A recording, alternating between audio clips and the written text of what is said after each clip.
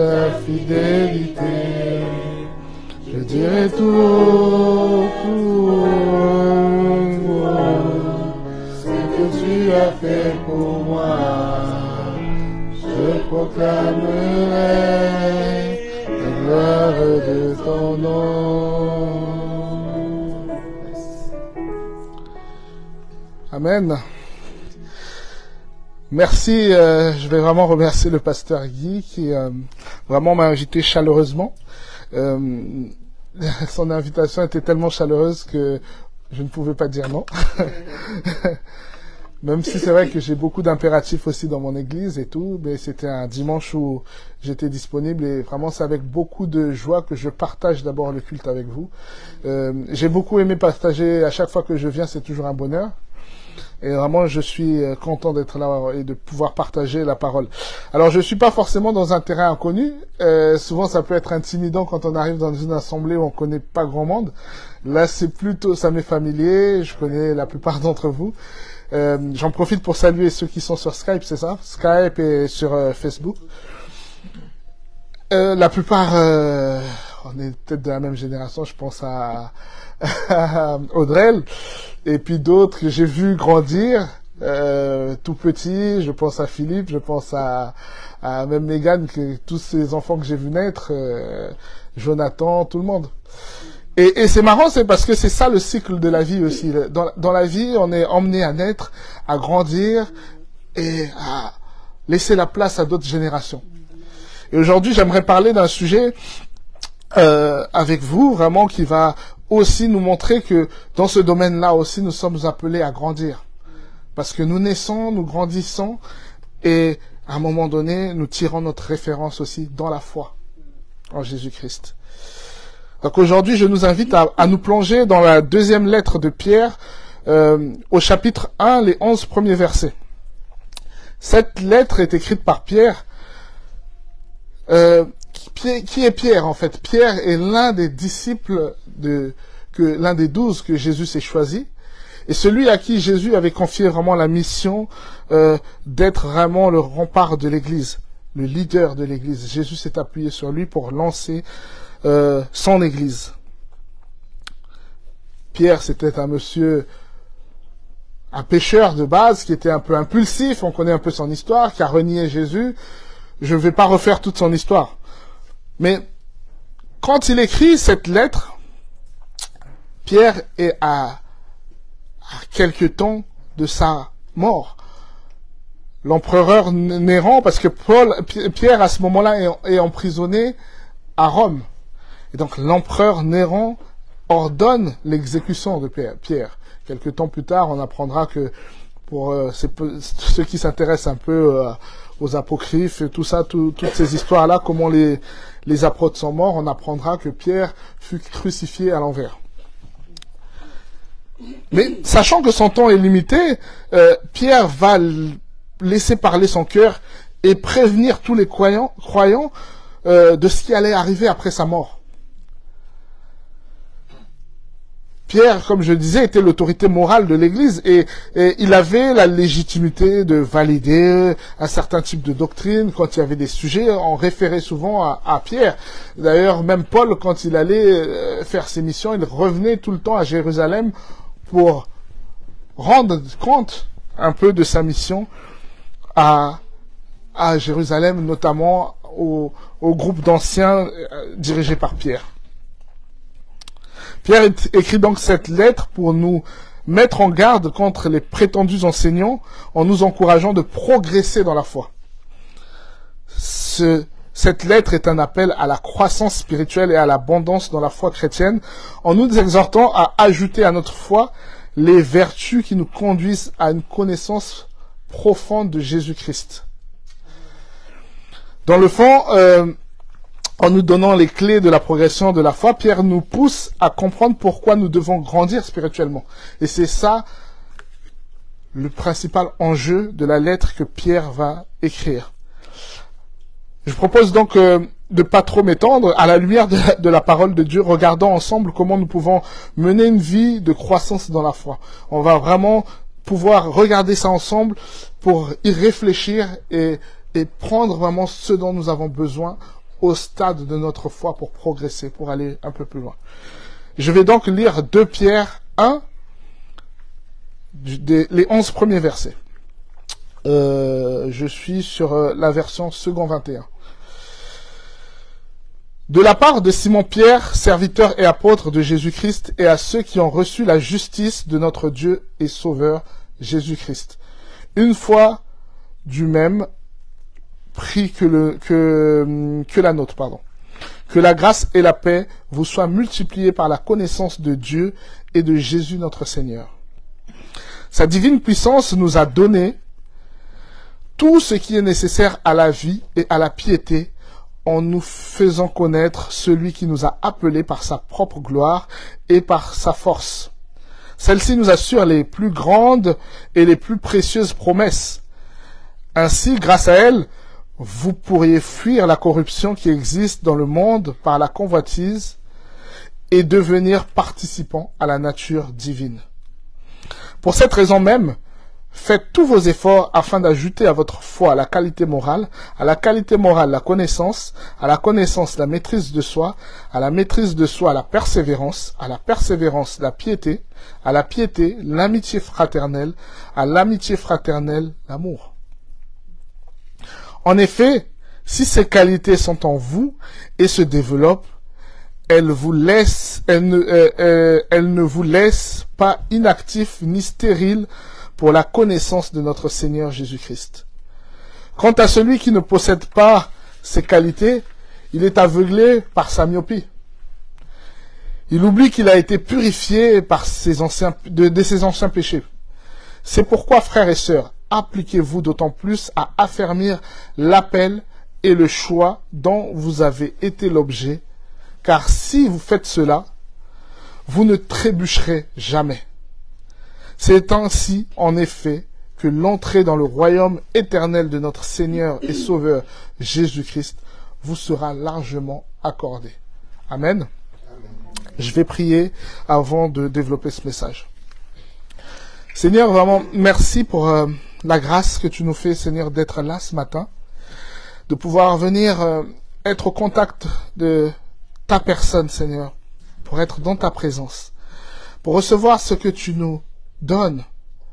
Seigneur, le peuple d'Israël a traversé la mer que Moïse avait séparée en deux par ta puissance, et a traversé pendant 40 ans le désert, et pendant 40 années, tu les as nourris avec la manne.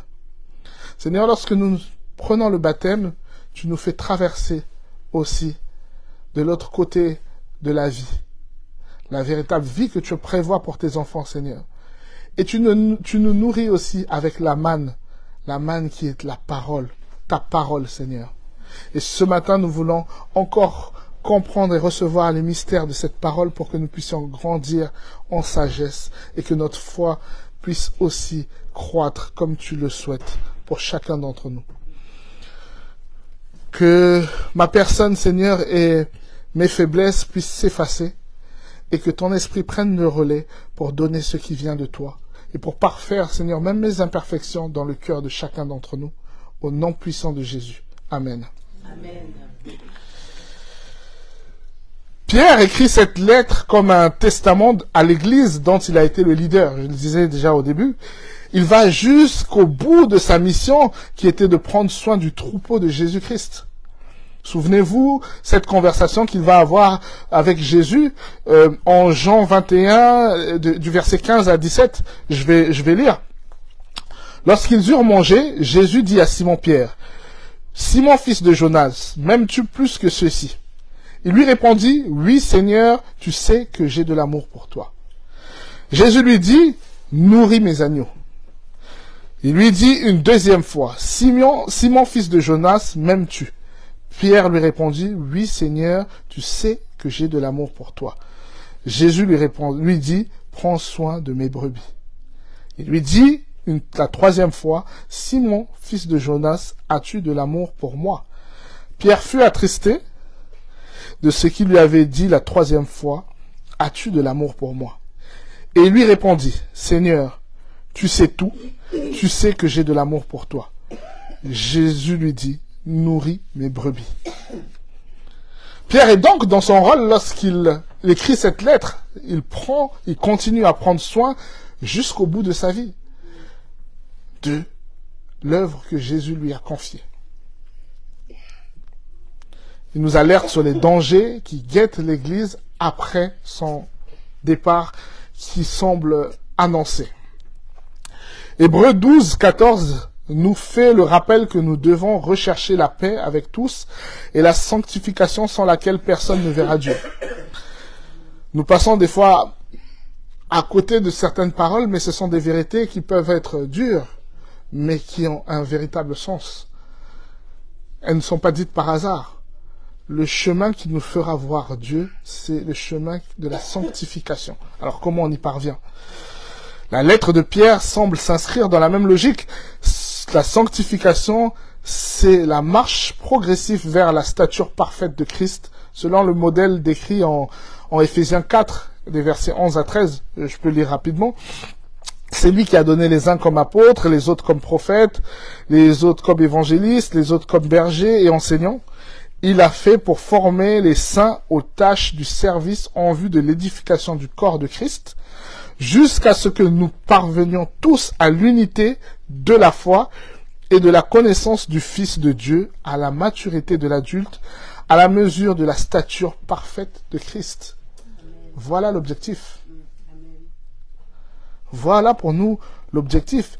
Progresser dans la foi est vraiment un message que nous allons rencontrer dans la plupart des textes de la Bible.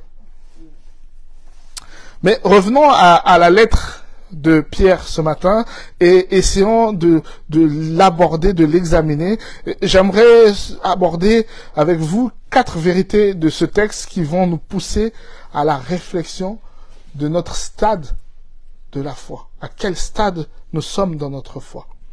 La première vérité que ce texte nous décrit, c'est que Dieu nous invite à croître. Dieu nous invite à grandir.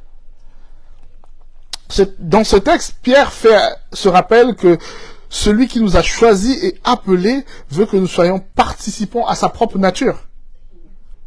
Nous ne sommes plus censés vivre comme des citoyens de ce monde. Nous sommes censés vivre comme des enfants de Dieu. C'est-à-dire qu'en tant que chrétiens, nous avons la mission d'être le sel et la lumière de ce monde. Quand on regarde un chrétien, ce qu'on doit regarder, c'est la nature profonde de Dieu. C'est ce que Pierre essaye de nous expliquer. Comme tout homme, nous ne sommes pas voués à rester des bébés. On voit bien, je l'expliquais avec la plupart des enfants que j'ai vus, ils ont grandi. Mais notre foi aussi n'est pas censée rester au stade de bébé. Notre foi est censée grandir. Elle est censée grandir de manière très naturelle.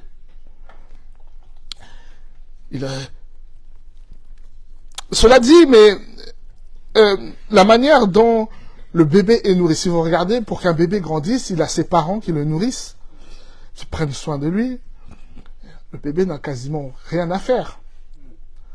Si ce n'est que pleurer de temps en temps pour indiquer qu'il a faim ou qu'il a un besoin particulier à ce qu'on change sa couche ou dès qu'il a mal quelque part. Je pense que la plupart qui ont eu des enfants comprennent de quoi je parle en fait. Mais avec Dieu, c'est pareil. Lorsque nous venons à la foi, qu'est-ce qui se passe? Lorsque nous acceptons Jésus, nous avons désormais un Père qui nous prend comme des bébés et qui s'occupe de tout, qui nous donne tout.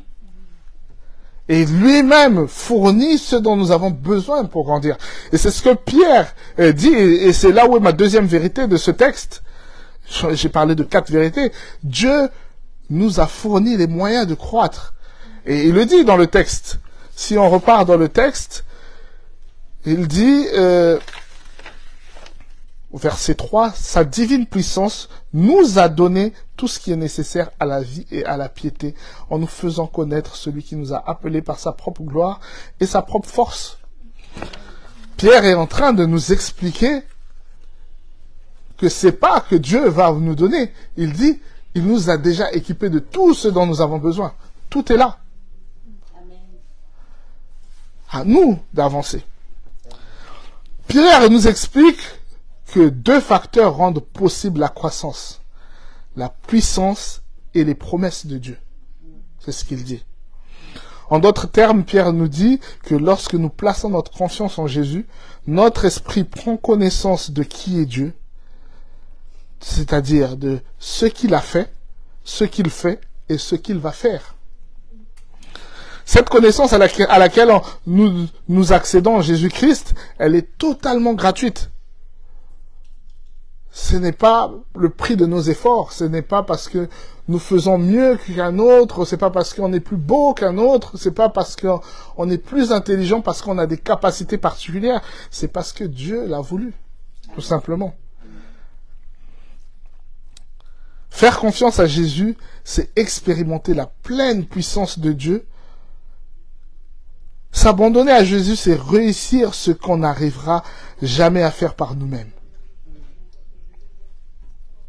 Quelquefois, on essaye de changer nos comportements par nous-mêmes. On essaye, on se bat, on dit, bon, tiens, moi j'ai l'habitude de mentir, je veux arrêter de mentir. Et on se bat.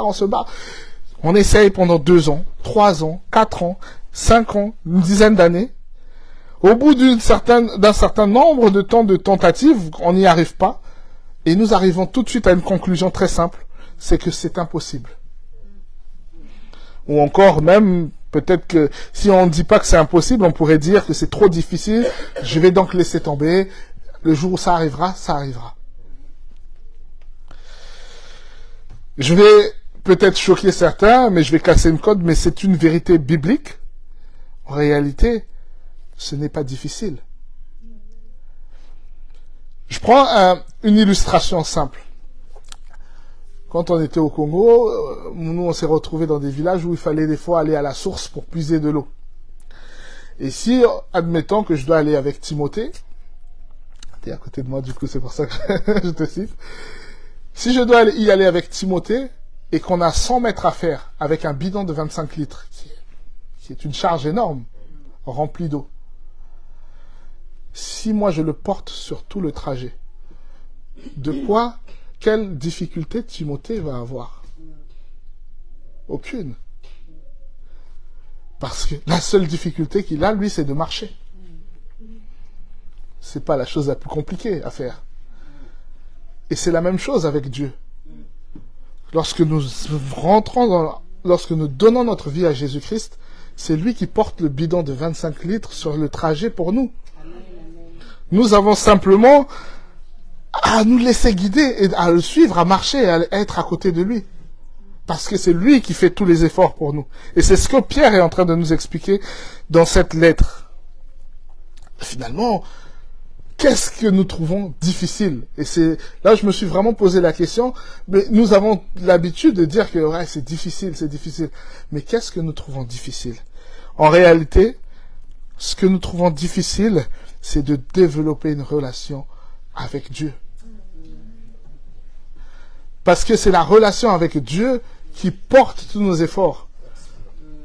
Et chaque jour, lorsque je me suis fait moi-même, enfin j'ai fait l'expérience que prier, ce n'est pas si évident que ça. Surtout quand on est seul. Quand on est ensemble, tous les dimanches, c'est très facile. Mais au quotidien, avec nos défis, avec ce qui nous attend, c'est compliqué de se lever le matin et de prier. Et c'est un combat, un vrai combat. Méditer la parole aussi est un combat parce que des fois on n'a pas le temps. Et ça demande beaucoup de temps de prendre un texte, de réfléchir. Mais qu'est-ce qu'il a voulu dire? Pourquoi il dit ça? Comment ça peut s'appliquer? Ça prend du temps. Et c'est du temps qu'on n'a pas forcément envie de donner. On a plutôt envie d'aller vers ce qui va, selon nous faire du bien. Ce qui nous distrait. Regarder un bon film. Se poser, ou je sais pas, écouter un son, ou faire autre chose. Mais ce qui est vital pour nous, c'est de développer cette relation avec Dieu. Et ça, c'est le défi entre la chair et l'esprit. Et Jésus nous invite à vivre par l'esprit. Ce n'est pas difficile, parce que le don gratuit de Dieu, c'est la vie éternelle. Et lorsque nous comprenons ça, nous nous rendons compte, quand Pierre nous rappelle que nous avons tous les outils, Matthieu le rappelle dans Matthieu 7,7. Demandez, on vous donnera. Cherchez, vous trouverez. Frappez, on vous ouvrira. Nous avons juste à demander à Dieu de nous aider à dominer notre chair pour vivre la vie en esprit. Dieu nous fait la promesse de nous donner lui-même les ressources dont nous avons besoin pour être sanctifiés en Jésus-Christ. C'est un fait, c'est une promesse et c'est une vérité. Maintenant, la quatrième vérité que j'aimerais qu'on regarde ensemble, c'est posons-nous la question, pourquoi devons-nous croître? Si Jésus nous a déjà sauvés, pourquoi il nous invite finalement à croître, vu qu'il a la capacité de nous changer lui-même? Mais c'est la troisième vérité qu'on va aborder. Le but de la croissance du chrétien est de manifester par des actes la nature de Dieu que nous acquérons en Jésus-Christ. Nous, c'est fait. Quand on est sauvé, je me fais souvent cette réflexion, j'en parle tout le temps parce que je me dis, mais Seigneur, tu nous as sauvés, pourquoi à partir du moment où on est sauvé, tu nous prends pas et tu nous emmènes directement auprès du Père? Ça serait tellement plus simple pour nous tous. Ça serait vraiment simple. Mais non. Pierre rappelle ici que accepter l'invitation de venir à Jésus constitue un engagement permanent à développer les traits de caractère qui sont propres à la nature de Dieu. C'est dans quel but? Mais c'est dans le but que les non-croyants puissent voir en nous la personne de Dieu. Le but de Dieu, ce n'est pas de sauver un groupe de personnes. Il le dit en Jean 3,16, son but est de sauver tous les hommes.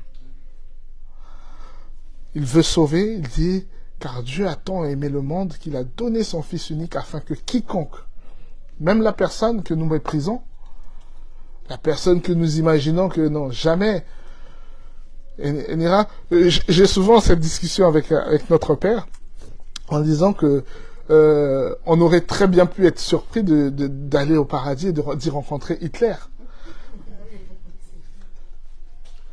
Parce que notre conception du salut ou du jugement, ce n'est pas celle de Dieu. Il y a sûrement des gens que nous imaginons qu'on va jamais les croiser au paradis, on ira les trouver là-bas. Et il y a peut-être même parmi nous, les chrétiens, et c'est là où Pierre nous interpelle, parce que, souvenez-vous, quand on parle de cet agène de feu ardent, on dit qu'il y aura des cris et des pleurs. Mais quand j'y réfléchis, j'en parlais avec le pasteur Carmel, quand on y réfléchit, à votre avis, lesquels qui vont le plus pleurer? Vous croyez que ce sont ceux qui s'attendent à y aller déjà, ou c'est ceux qui pensent qu'ils vont aller de l'autre côté? C'est pour nous une interpellation vraiment à comprendre la nécessité de croître dans la foi, parce que Dieu ne veut absolument pas notre malheur, il veut notre bien à tous. Si Dieu nous transforme par sa toute-puissance, c'est pour que les non-croyants nous voient. On le dit, notre comportement ne peut plus être celui du monde, d'où nous avons déjà été tirés. La parole nous rappelle que si nous repartons ou nous continuons à manifester des comportements du monde, et ces phrases sont violentes, mais elles sont dans la Bible, nous ressemblons à un porc qu'on vient de laver et qui retourne dans la boue, ou à un chien qui retourne à son vomi. Je n'invente pas ces paroles, ce sont des paroles de la Bible. Cela fera de nous des insensés qui reviennent à la folie. Notre comportement ne peut que changer lorsque Dieu nous transforme par son esprit en Jésus.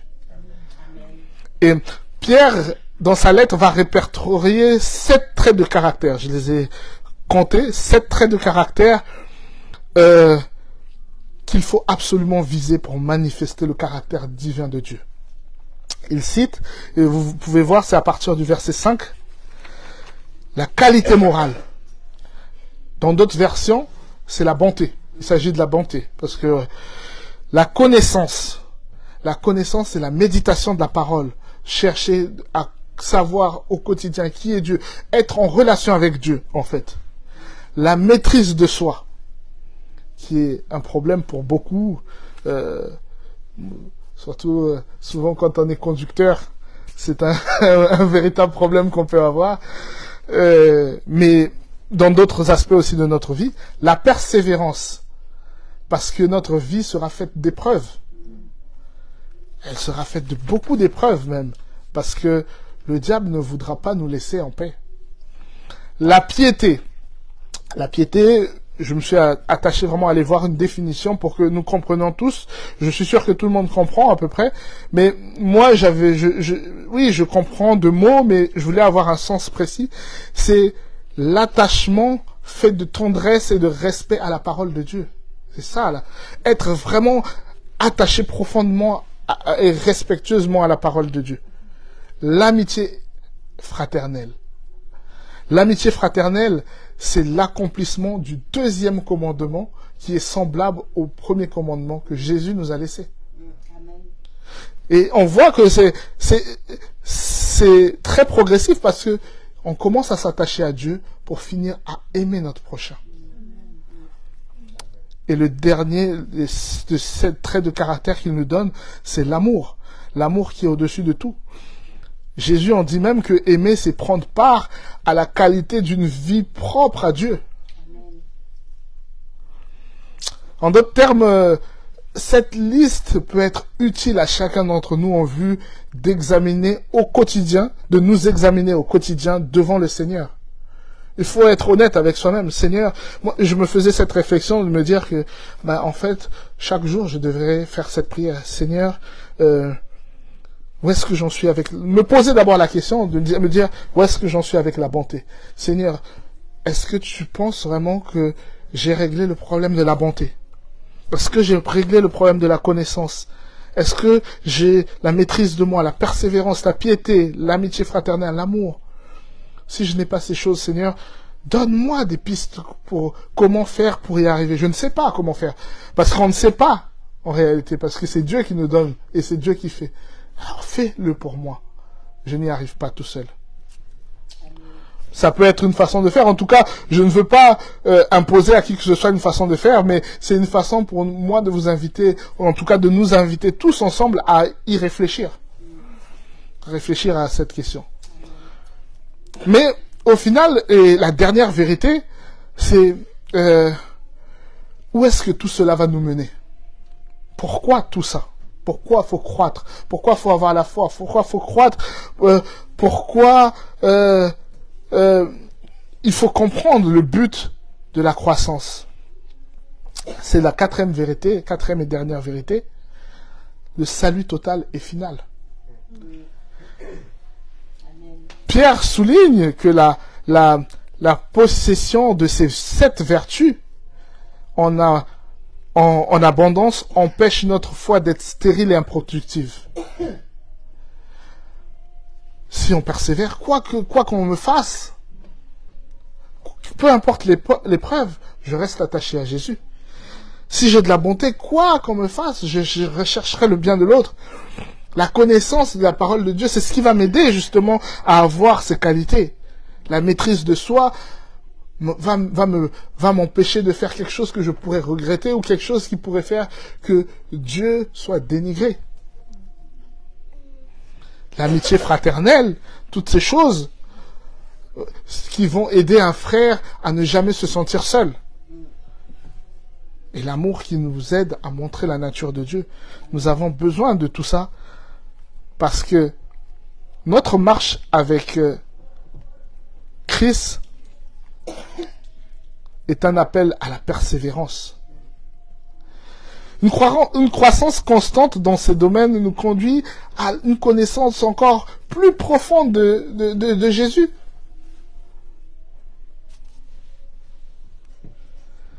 Pierre nous présente la grâce de Dieu et la connaissance de Jésus comme la source d'une vie pieuse dont le résultat est une vie où le chrétien n'est jamais ébranlé. Et il le dit dans le verset 10, que si vous faites cela, vous ne serez jamais ébranlés. C'est une promesse. Et un commandement, si vous faites cela, commandement conditionné. Et en même temps, c'est une bonne nouvelle. C'est une très bonne nouvelle. Je suis sûr que beaucoup d'entre nous, nous nous posons la question, où nous arrivons des fois à des moments où on a essayé par nous-mêmes, on a essayé et on finit par la conclusion, j'y arrive pas, je sais pas comment faire. Et Pierre est en train de nous donner là une bonne nouvelle. Une très bonne nouvelle. La promesse est bien plus grande pour chacun d'entre nous. Si l'entrée du royaume est étroite pour certains, Jésus le disait, quand rappelez-vous l'épisode avec l'homme riche, il dit, il est difficile à un riche de rentrer. Il rappelle aussi que c'est impossible pour l'homme, mais ce n'est pas impossible pour Dieu. Et s'il dit que ce n'est pas impossible pour Dieu, c'est parce que ce n'est pas nous qui le faisons. C'est Dieu qui le fait pour nous. Et c'est une très bonne nouvelle. Une très bonne nouvelle parce qu'il nous suffit simplement de nous accrocher à Dieu pour qu'il nous ouvre grandement les portes du royaume de Dieu. Et c'est cette promesse qui nous est faite. Il est dit dans le verset 11,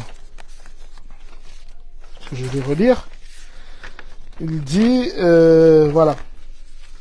C'est ainsi, en effet, que l'entrée dans le royaume éternel de notre Seigneur et Sauveur Jésus-Christ vous sera largement accordée. Amen. Largement accordée. La bonne nouvelle aujourd'hui, c'est que nous n'avons pas besoin de vouloir plaire à Dieu par nos actes. Nous n'avons pas besoin de croire qu'il y a une formule pour être sauvé. Oui, il y en a une. C'est simplement de faire de Jésus notre meilleur ami. De le laisser guider nos vies pleinement. C'est un rappel plein d'espoir que nous adresse Pierre dans cette lettre. Il nous adresse parce que Pierre avait conscience qu'après lui, des loups allaient se glisser dans l'église pour venir attaquer les brebis. Mais il nous laisse la seule vérité, ces 4 vérités, pour que nous soyons en mesure de voir qui est un loup et qui ne l'est pas. Si je viens aujourd'hui, vous savez, le pasteur Guy m'a invité, on discute, il a à peu près une bonne vue de ce que je fais, mais je peux être mal intentionné au plus profond de moi, et chose qu'il aurait pu ne pas voir. Et si je viens et que je vous raconte n'importe quoi ou un anti-discours biblique, si nous ne progressons pas dans la foi, vous n'allez rien y voir. Aujourd'hui, l'évangile est déformé de façon vraiment très talentueuse.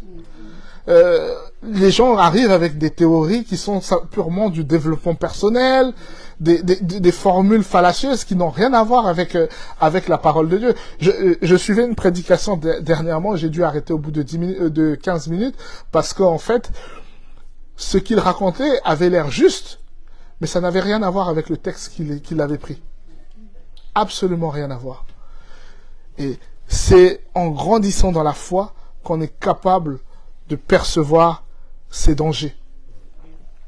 J'aimerais conclure vraiment en nous rappelant que Pierre nous encourage vraiment dans cette lettre à ne jamais oublier que Jésus a donné sa vie pour nos péchés. Dans le passé. Il l'a fait dans le passé. Mais il nous invite aussi à regarder vers l'avenir en préparant son prochain retour. Nous devons ainsi réfléchir à comment nous pouvons établir une relation franche avec Jésus dans la prière et la méditation de sa parole. C'est là que ça se passe. La croissance est essentielle. Elle commence par la foi et aboutit par l'amour pour les autres. On l'a vu tout au long de ces 4 vérités. Pour continuer à grandir, réfléchissons comment mettre tout en œuvre pour connaître Dieu à travers sa parole et à travers la prière, de manière assez régulière. Et nos prières les uns pour les autres doivent être axées. Seigneur, aide mon frère à prier chaque jour, à rentrer en communion, à méditer, à chercher à comprendre qui tu es. Mettons vraiment tout en œuvre. C'est l'un des moyens les plus efficaces que nous puissions avoir pour garder les enseignements et les commandements de Dieu.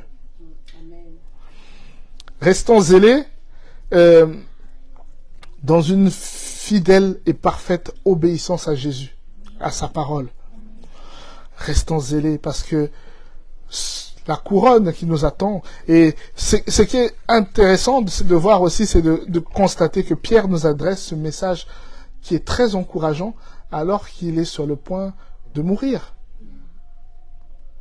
C'est un monsieur qui finalement témoigne de comment il a réussi à son parcours. Et il veut que nous aussi, nous puissions réussir le parcours comme lui l'a fait. Et si vous vous souvenez, le Pierre qui a découpé l'oreille du soldat à Gethsémane pour défendre Jésus, ce Pierre qui a renié Jésus 3 fois, ce Pierre qui a même été repris à un moment donné par Paul, ce Pierre qui ne voulait pas aller vers les non-juifs, aujourd'hui s'adresse de manière claire, nette, et de façon où on a même l'impression que c'est Jésus lui-même qui nous parle. C'est parce que il a justement progressé dans sa foi au quotidien. Il a sûrement acquis toutes ces qualités qui font de nous, qui nous donnent l'identité de Jésus-Christ. J'aimerais aussi parler, parce que là, ce texte, en tout cas tel que nous avons vu, ces 4 vérités parlent surtout à nous qui avons déjà donné notre foi à Jésus. Et nous qui sommes déjà sur une lancée dans la foi. C'est vraiment une opportunité que Jésus peut nous offrir ce matin pour redémarrer un cycle de foi ou pour réparer notre foi si elle est abîmée. Mais j'aimerais m'adresser à ceux qui n'ont pas aussi encore embrassé la foi en Jésus-Christ. Ce message s'adresse aussi à vous, à tout le monde, ceux qui ne connaissent pas. Dieu a créé ce monde.